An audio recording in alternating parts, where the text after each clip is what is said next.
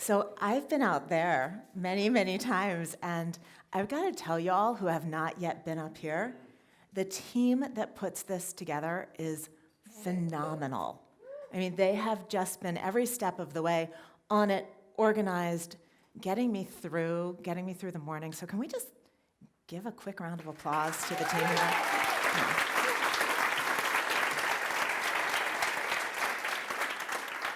So everyone's energy is so high after that fabulous hand pan beginning. I'm gonna ground us down, and since this is Asheville, we get to do that. So, so I invite everyone to take a deep breath. Put your feet on the floor. And I know some of you are new to Creative Mornings. I'm going to ask you to close your eyes, and don't worry, it's okay. I know when you're in a new space, sometimes it's like, whoa, but no one will steal your purse here, so just go ahead and close your eyes. Take a deep breath. Oh, the energy shifted right away, wow. So I want you to imagine that you're a tree. Stretch your branches up to the sky and let your roots sink deep down into the earth. Maybe you're growing by the French Broad River. Maybe you're on the slopes of Mount Pisgah. Put yourself in your very favorite place around town. And for this meditation, I would love you to be a deciduous tree. I'd love you to be a tree that right about now is losing its leaves, is shedding everything that it was through the summer and moving into its winter self. The ground is getting colder, the air is chill, but you're a tree. You're not worrying about this. You're not mourning the leaves you lost. You're snuggling down for the winter, letting the sap pool down in your roots. And you know 100% for certain that in just a few months, your sap will start to rise. A few months after that, leaves will bud out. Eventually, the sun will climb to its peak at the summer solstice, and you'll be in your full glory. And then slowly, the sap will start to descend. Your nuts will form, maybe acorns, maybe black walnuts. Your leaves will turn yellow and orange and eventually brown. And they'll fall. Your nuts, some of those are going to go to squirrels and bears, but a few lucky ones are going to nestle deep in the loam. And come spring, they'll start reaching their tendrils into the earth. Nature has so much to teach us about starting again, about how to start again, and when to start again. Hold on to that as you open your eyes.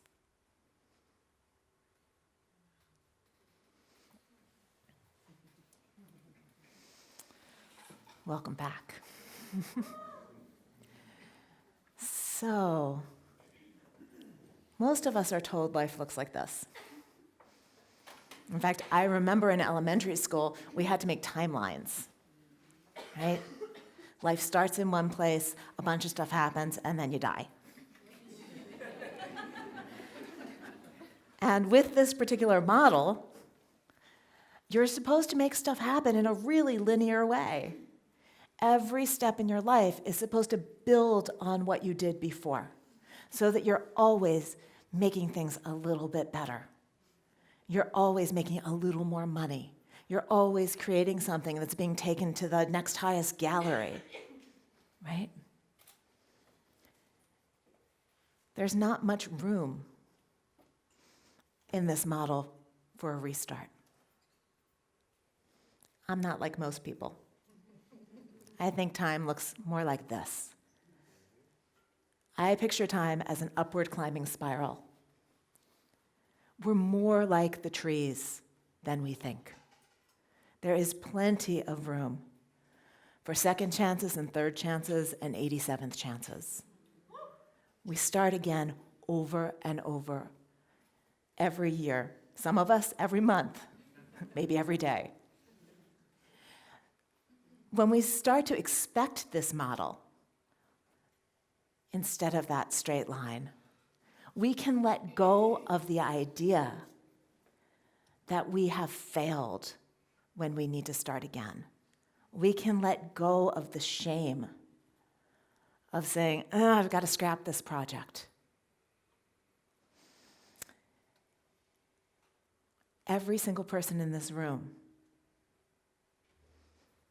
is capable of a restart, a complete and total restart. I know some of you are thinking, yeah, Maya, not my superpower. I march that straight line, I'm good at it. But I absolutely guarantee you that you have already done this a gazillion times in your life. Think about that name you wrote on your name tag this morning, your very first username. Look at your neighbors. See if there are any really, really good ones. If anybody wants to shout out some of the good ones to me.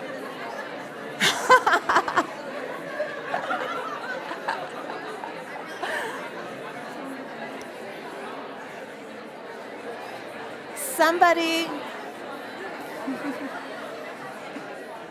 that got everyone going. All right, someone shout out some of the really good ones. Were there any good ones over here? Yeah. I misspelled Aerosmith. So you misspelled Aerosmith in your first username. That's perfect. How about middle section? Any really fabulous ones? No? You guys all just had like Matt Smith at, oh, what was it? Tortoise in orbit. Tortoise in orbit. Tortoise in orbit. Yeah. Water polo boy. Water polo boy. Ooh. Fire Dragon 82. Yeah, who were these people, right? I mean, when you think back on these people, it's like, what did they eat? What did they wear? And when did I take all that stuff to Goodwill? So, you know, in many cultures, you have a childhood name and then you get an adult name. And that's just like part of the way it goes. So I often hear people say, we don't have any rites of passage anymore. Sure we do. We choose new usernames all the time. So my first username was beangirl@aol.com. And this was not because I was vegetarian or had a big fondness for beans. When I was a teenager, my family used to drive up to Vermont from Pennsylvania every year. And this was before cell phones. Well, sort of before cell phones. My dad had one of those like briefcase ones. Remember those? Yeah. And we caravanned up with 3 or 4 other families. And the dads decided one year that we needed to communicate between the cars. I think they lived to regret that idea. But at the time, they thought it would be really cool if we could communicate between the cars. So every family got a CB radio. For those of you who are under 30, a CB radio is that thing where they go, breaker 19, breaker 19. I looked that up because I was like, what the heck does that mean? And what it means is shit's going down, so I need to break into channel 19 to tell you about it. I think we scared a couple truckers on that trip. So my first name was Bean Girl at AOL. And Bean Girl was my CB handle. My little skinny sister was String Bean, and I was Lima Bean. I lost Lima Bean, and then menopause gave it back. So my first username was invoking this self. And what was really interesting to me was it was a self that was like gone for a number of years by the time I called it back with a username, which is interesting, right? We're constantly shedding these names like a snake sheds its skin over and over. For me, I shed that CB handle when I lost 35 pounds. I didn't get quite like that, but. And what was really interesting was I lost 35 pounds, right? That should be one of those like, woohoo, you did it. But instead, the world around me didn't know how to handle the change. And I was just a teenager. So, of course, I couldn't handle what the adults around me couldn't handle. People had these really awkward conversations with me where they suddenly realized halfway through that they weren't supposed to comment on my weight. Oh, you look great, you've lost so, ooh, nice hairdo. Yeah. And boys who'd been ignoring me my entire life started really awkwardly not ignoring me. So what should have been a rite of passage, a transformation, just became this super uncomfortable moment. I actually transferred schools just to get a fresh start, just to be somewhere where I didn't have to be the person who had changed, right? But of course, my mom and my grandmother, they were thrilled. My grandmother kept saying, "You're just like a butterfly coming out of the cocoon." My grandmother had this thing for butterflies. There were butterfly pins and butterfly plates. But she was wrong. This was not a butterfly transformation. This was more of the transformation that a duckling goes through when it becomes a swan, or a tadpole goes through when it becomes a frog. This is the process that all of us go through as we mature and grow up. Our bodies change. We go through puberty. We lose weight, we gain weight, we put on muscle, whatever it is that our particular body needs. Right? Butterfly is a different thing. Butterfly goes in, well, it's actually caterpillar who goes in to the cocoon and comes out as butterfly. And that happens once. This is the big magic.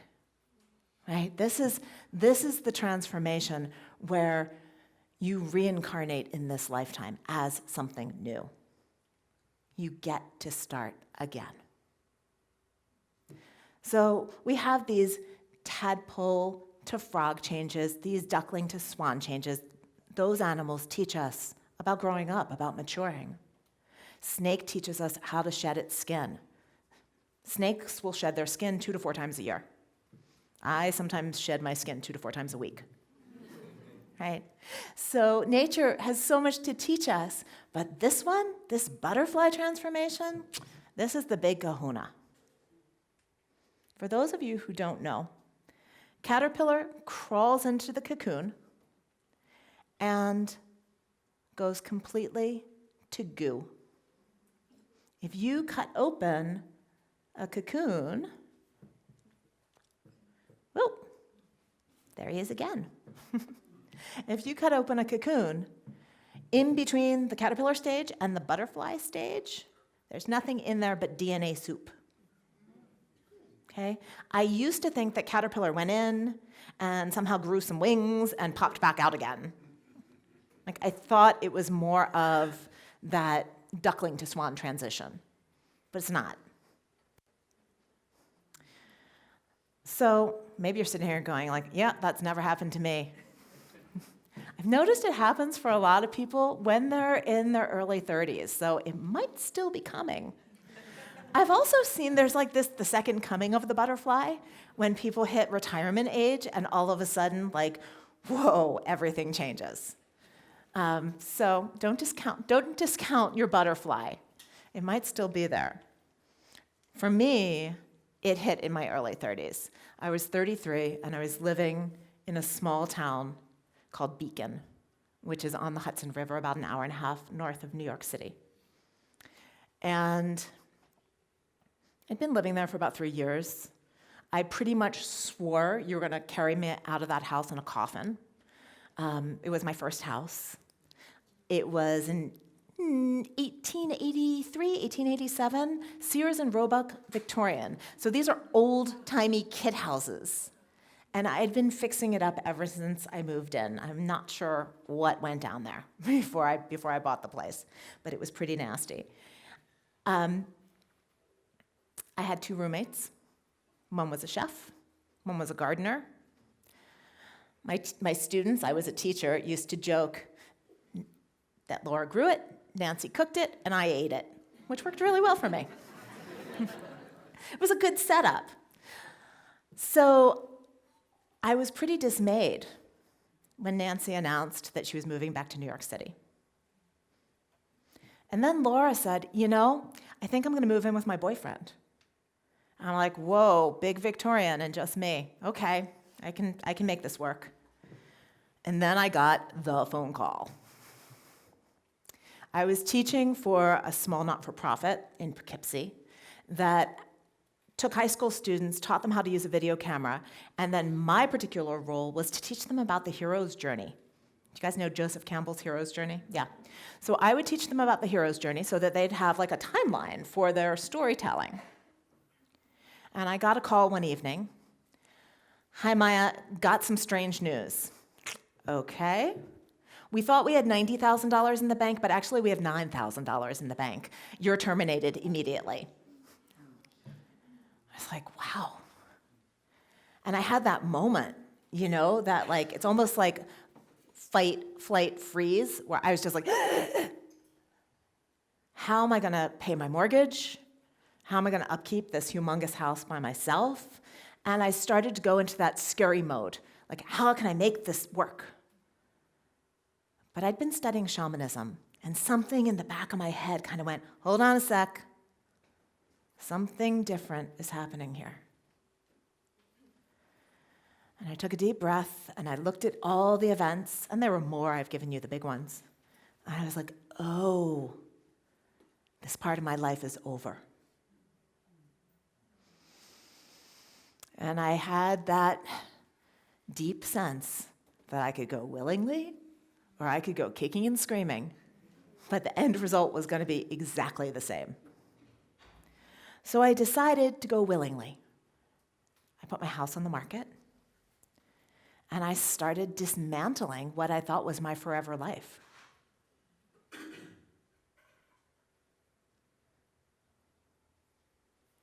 One of the things that I kept thinking about was, what's next?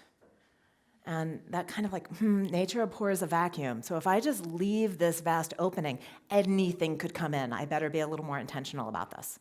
So I sat down and I made a list of everything I'd ever wanted to do because I was going to make a little bit of a windfall on this house. I'd bought it for $87,000, and Beacon had gotten a New York City museum in the meantime. And all of a sudden, my house was worth a whole lot more. So I was like, okay, I've got at least a year off coming, or a new business, or a jet plane, I don't know. So I sat down and I made this list, and it was like pottery, ceramics, herbs. The list was about 20 things long. And I didn't really have any sense, like, there were lots of things that were fun on the list. So a couple nights later, I was sleeping, and I had a dream. This is not an I had a dream. This is like I went to sleep and had a dream. And in the dream, a very androgynous woman with long black hair said, I'm going to take you to the place where you're going to be initiated. And she flew me across the ocean to an island that I knew was Ireland, even though it had tons of trees, which Ireland does not at the moment. It's been pretty deforested. And she said, this is where you're going. So I woke up in the morning and did the logical thing. I took my list and Ireland, and I started typing them into Alta Vista, because we did not have Google yet. And Alta Vista did not give you the hundreds of pages that Google does when you do a search. So I ended up with like 4 pages of results, and one name kept popping up over and over again, Gina McGarry, who's an herbalist and traditional healer in Ireland. So I sent her an email and said, hey, I want to come study with you. And she said, I have a program starting in September. And I was like, I'm in. And right after that, my house sold. So I was like, wow, this is really happening. I'm doing this thing. My house was pretty big, and I love antiquing. I used to go to the auction in our town every Wednesday night, and we're talking like upstate New York. There are tons of good antiques in upstate New York. So I had a house full of valuable furniture. And one of my good friends was a restorer, so it was like valuable furniture that had been fixed up. Really good. So I was like, yeah, I'm gonna make a lot of money selling my furniture. So I had a yard sale. Dragged everything outside, put signs up, and I researched those prices. I knew how much every single coffee table and pillow was worth. And I put those prices on, and I sat outside by myself all day. At the end of which I was like, oh shit. I have a lot of stuff to get rid of. My closing's in 3 weeks. So I realized, while I'd gone into the cocoon, I wasn't doing such a good job of going to goo. I was still really attached to all that stuff, to what I'd paid for it, to the time I put into restoring it, to the time I put into researching it. So the next week, I had another yard sale. I slashed all the prices in half. I sold a couple things. Whew. Yeah, not there yet. So the final week, with 4 days to go till closing, I had my third yard sale. If it was smaller than a bread box, it was a penny. If it was bigger than a bread box, it was $1.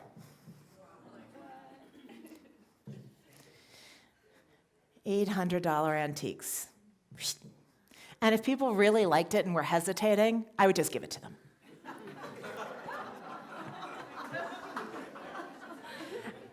And this crazy thing happened. As I went totally to goo, as I let go of every piece of my old life, literally, I started to feel lighter and lighter and lighter. I started to feel more and more joyful.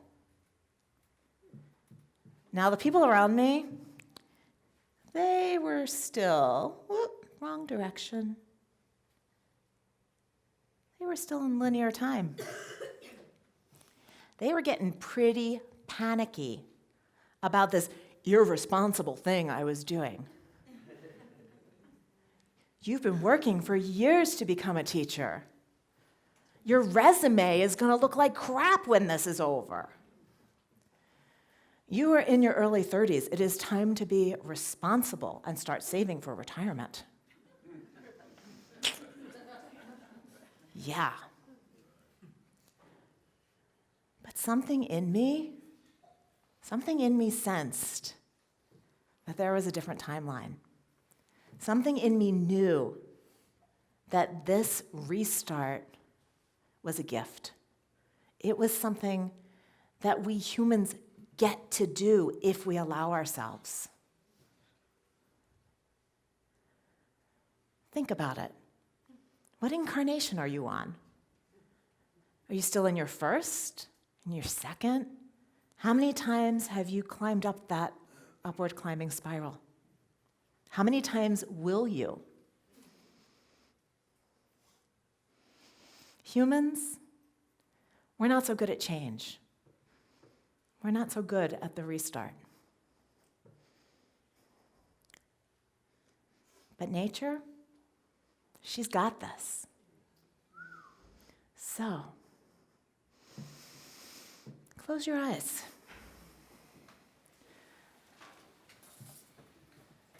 Drop your energy deep into your roots. Let those bare branches stretched to the sky. Breathe in the cold winter air that's coming.